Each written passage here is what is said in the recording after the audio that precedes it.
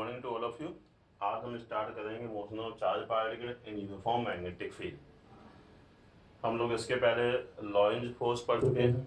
वहाँ हम लोगों ने देखा था force on charge particle F is equal to q B v sine theta. उसी के आगे का हम लोग देख रहे हैं कि जब कोई चार्ज पार्टिकल मैग्नेटिक फील्ड में एंटर करता है तो उसका पाथ क्या चेंज होता है, उसी की हम स्टडी करेंगे। तो ये अपने सिलेबस में टू हेडिंग्स हैं। पहला है when charge particle enters normal to magnetic field, उसी की आज पहले स्टडी हम लोग करते हैं।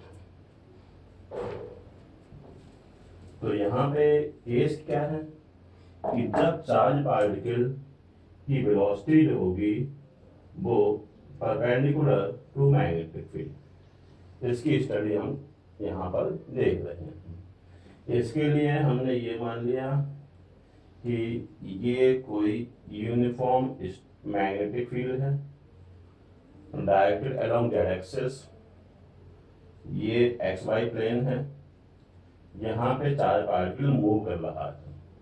हमने ये मान लिया किसी पर्टिकुलर टाइमिंग पे चार्ज पार्टिकल की जो पोजीशन है वो कुछ इस तरह से है।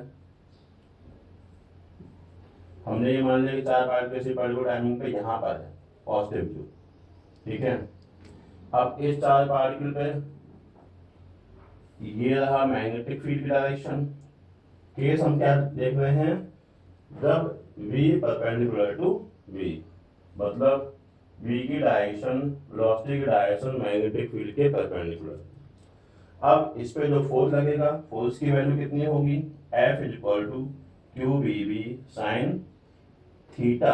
अभी हम लोगों ने पढ़ा था F is equal to q B v sine theta, force on charge particle. अब यहाँ पे थीटा कितना है, यहाँ 90 डिग्री है, तो साइन 90 हो गया तो F हो गया क्यू बी वी, ठीक है। तो ये हो गया force on the charge particle.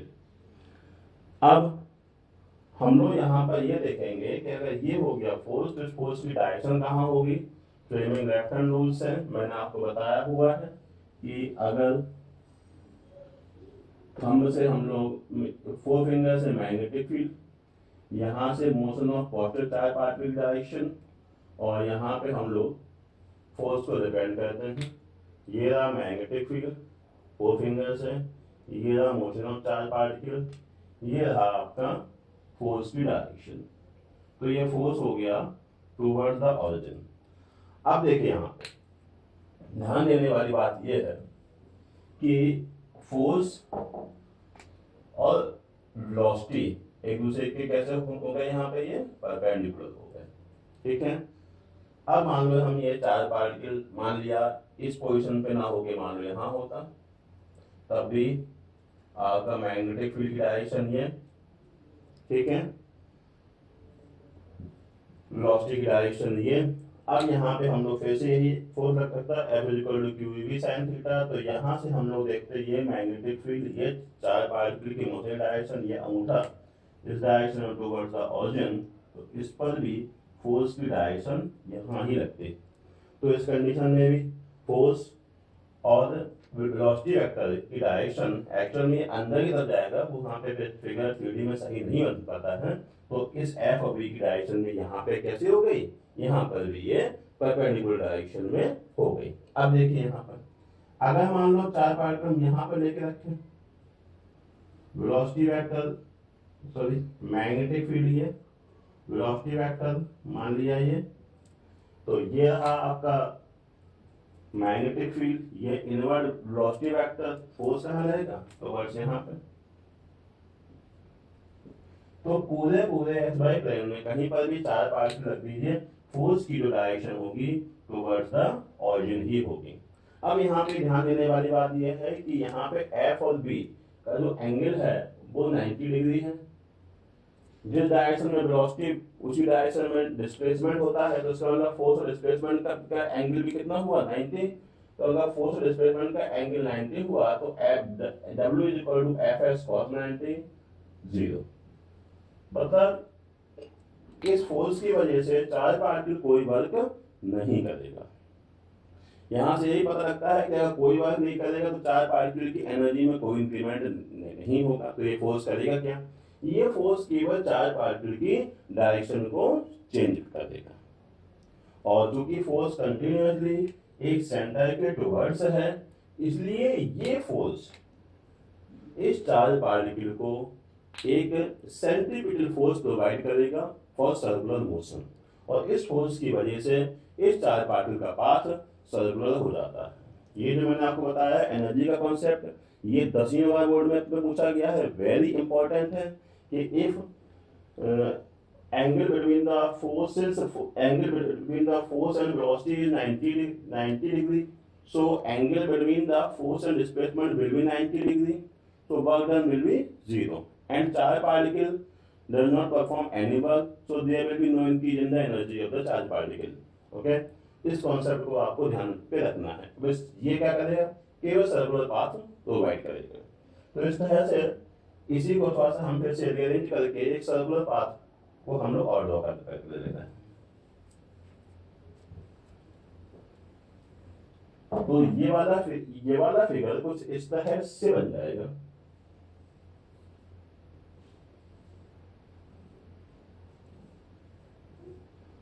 यहाँ पर magnetic field along the Z axis, ये एक्स, ये वाई, यहाँ पे आप 4 ले लीजिए।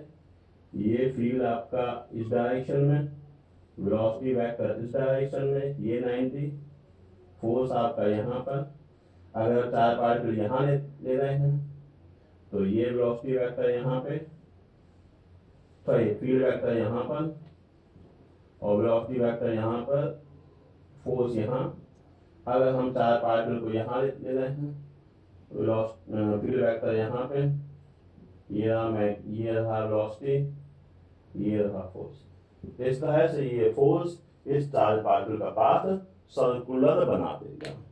अब क्वेश्चन आता है कि आप ये बताइए सर्कुलर पाथ कैसे बन जाता है। तो ये होगी इसकी एक्सप्लेनेशन। अब इसके बाद सर्कुलर पाथ के लिए सेंट्रीपिटल फोर्स का फॉर्मूला,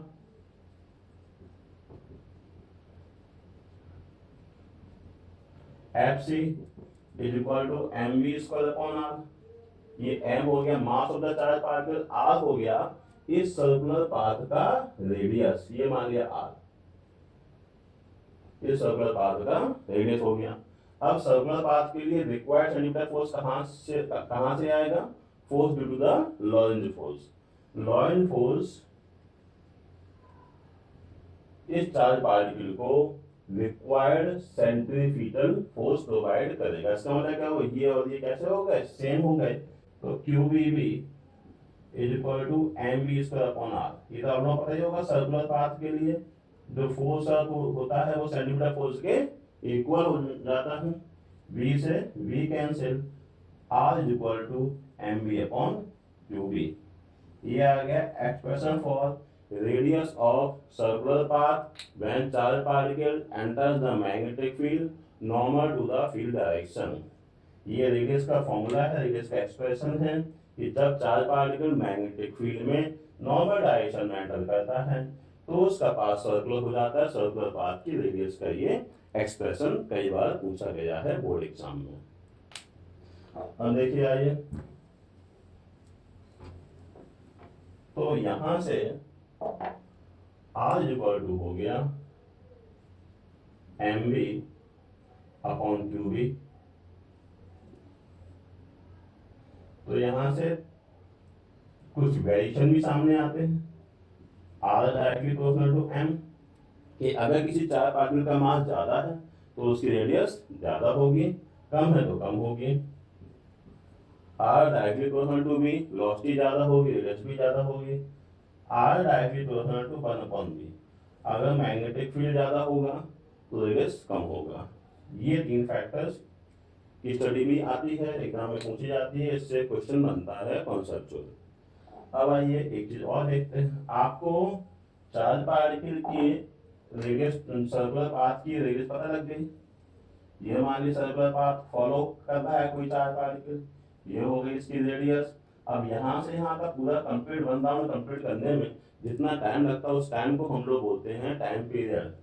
तो टाइम पीरियड का formula time is equal to distance upon speed. तो यहाँ पे हम लोग कहते हैं कि डिस्टेंस कितना हुआ, एक सर्कमफेरेंस के बराबर।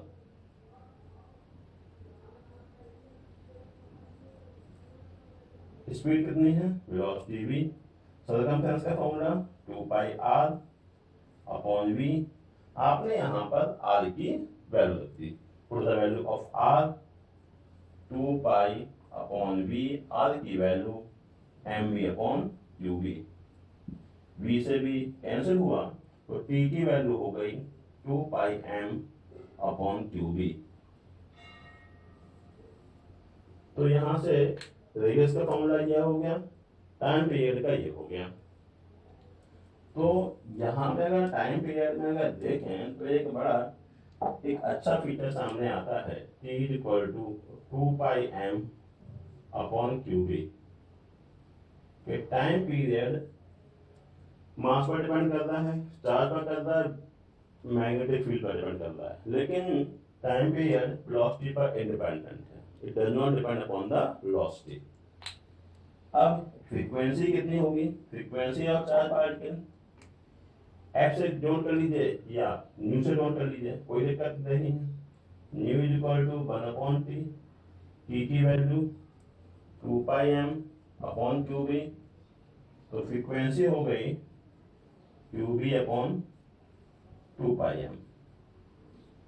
तो यहाँ से एक चीज आप देखिए कि अगर कोई चार्ज पार्टिकल मैग्नेटिक फील्ड में नॉर्मल डायरेक्शन में अगर एंटर कर रहा है तो उसका टाइम पीरियड वेलोसिटी पर डिपेंड नहीं करता है, does not depend upon the velocity. ये इंपॉर्टेंट फीचर है, ये पूछा जाता है एग्जाम में कि आप ये शो करिए कि time period does not depend upon the velocity. तो ये फैक्ट याद करना है, ठीक है। इतना हो गया आपका पहला case, when v perpendicular to v। ये फिगर बना लीजिए और इसको रिटर्न कर लीजिएगा, याद कर लीजिएगा।